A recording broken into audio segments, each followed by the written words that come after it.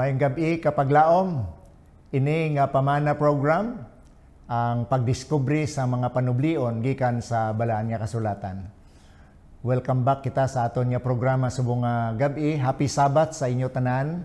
Dalayawon ang Ginoo nga gintagaan kita oportunidad nga sa sining mga una nga inuras sang adlaw inugpahuway maka pamalandong kita sang iya nga mga pulong kag nagapasalamat kita sang iya nga pagtipig sa aton nga ulam nga kabuhi sa bugos nga semana tubtob karon nga adlaw nga pahuway. I hope nga tanan kita mga kauturan nangin malipayon sa pagsugata sang adlaw nga pahuway and ang aton nga kaugalingon ma-refresh liwat sa espirituhanon nga mga butang kag I hope nga tanan kita excited sa pagbaton sang blessing sang Ginoo sa sining adlaw nga pahuway. Now, karon nga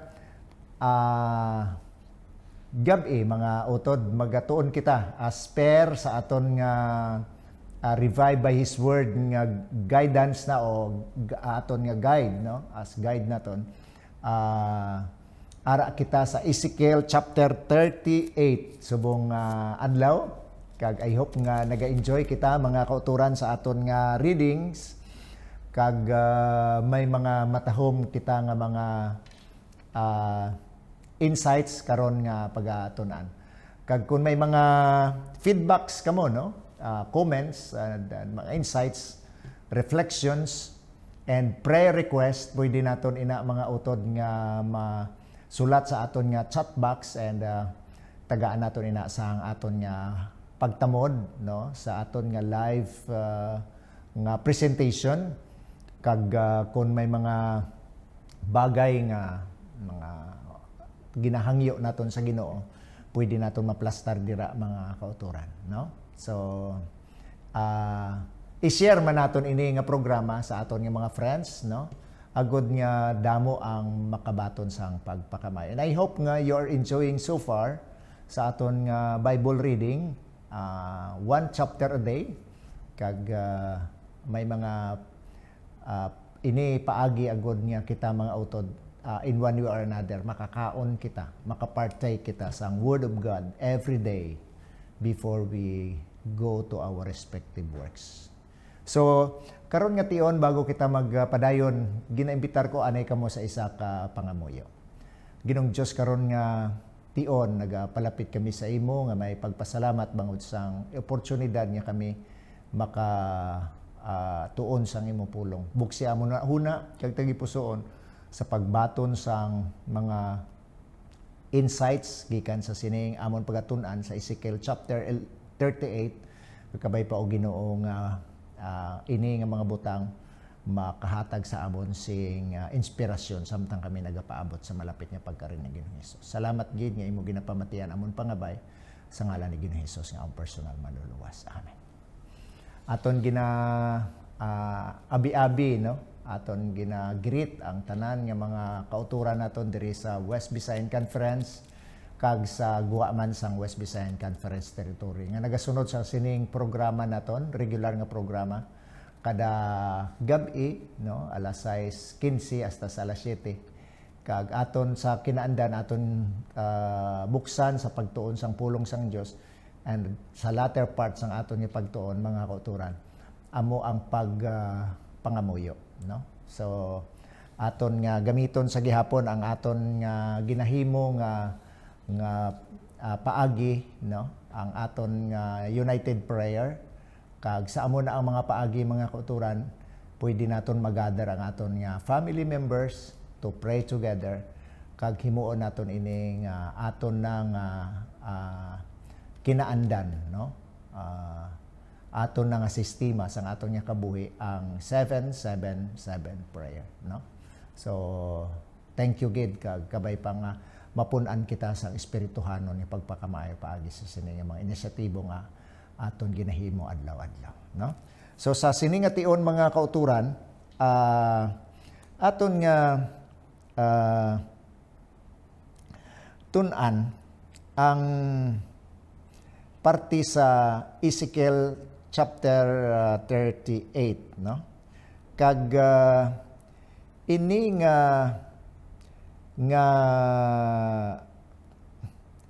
kapitulo, mga kauturan, nagasugid ini parte sa kay Gog, no? Kag Magog. Kung inyo na dumduman nga ini nga ngalan gingamit ini dira sa bugna, no? Sa Revelation, Book of Revelation, ang parte sa Gog, no?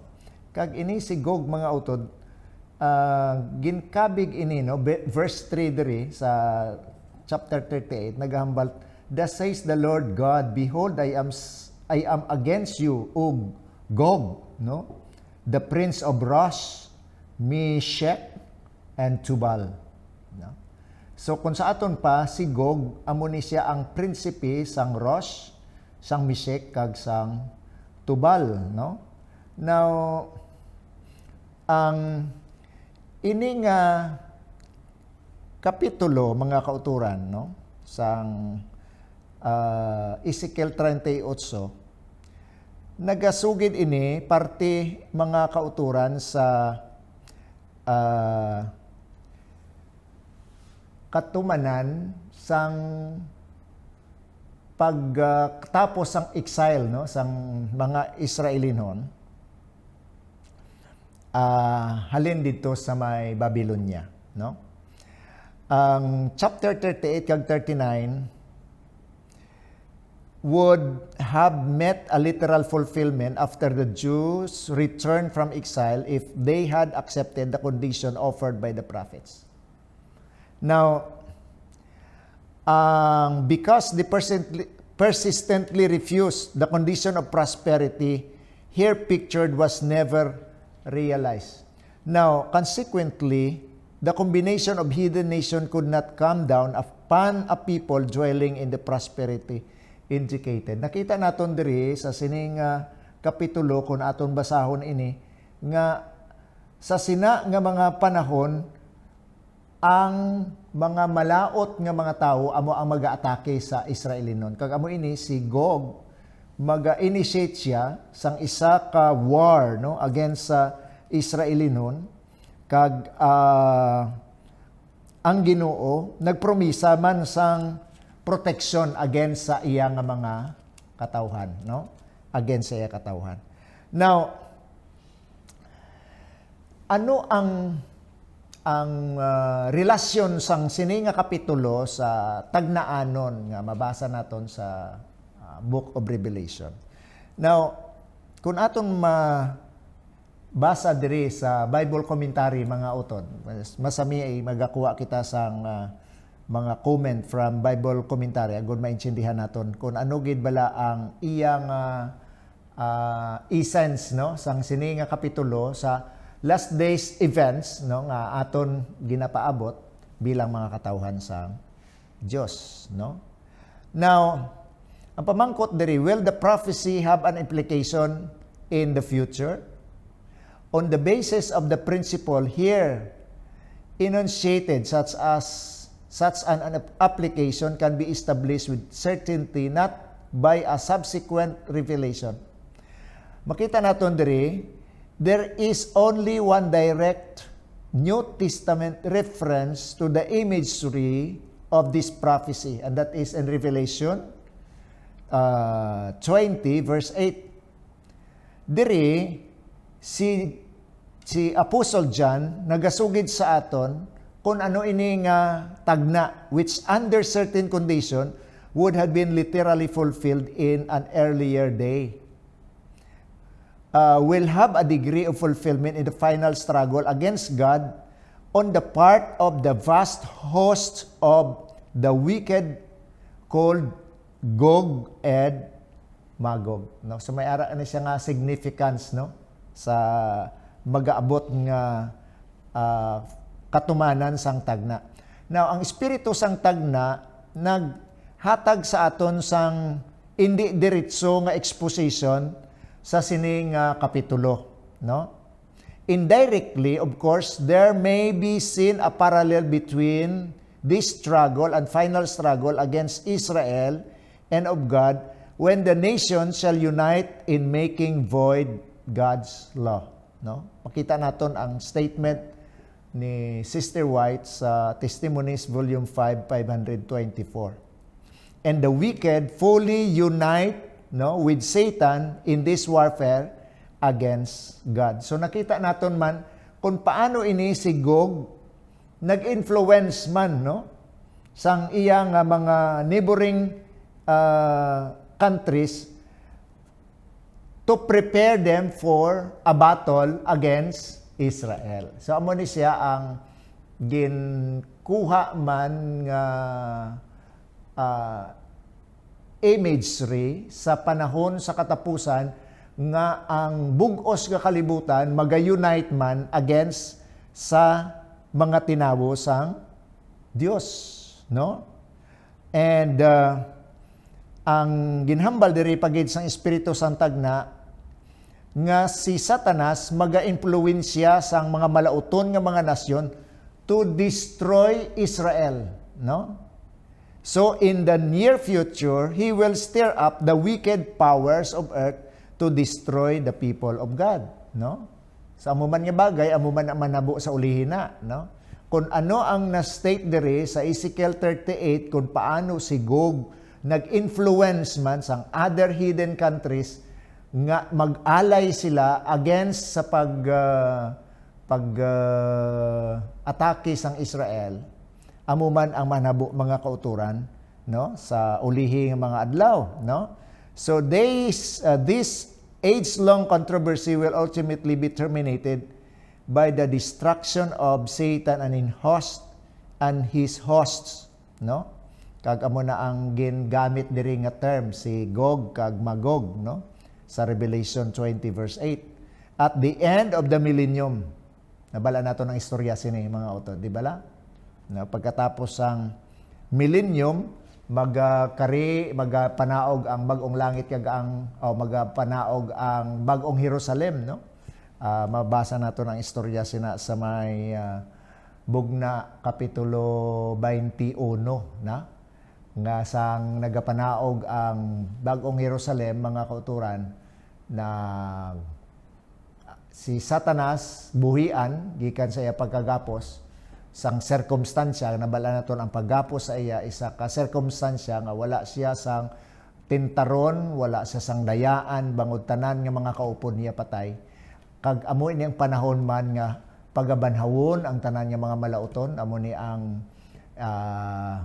ikaduhang bahin sang pagkabanhaw, kag amo ini ang pagkabanhaw sa mga malauton, kag nyan magatipon sila sa isa ka pag-away, batok sa pag-agaw sang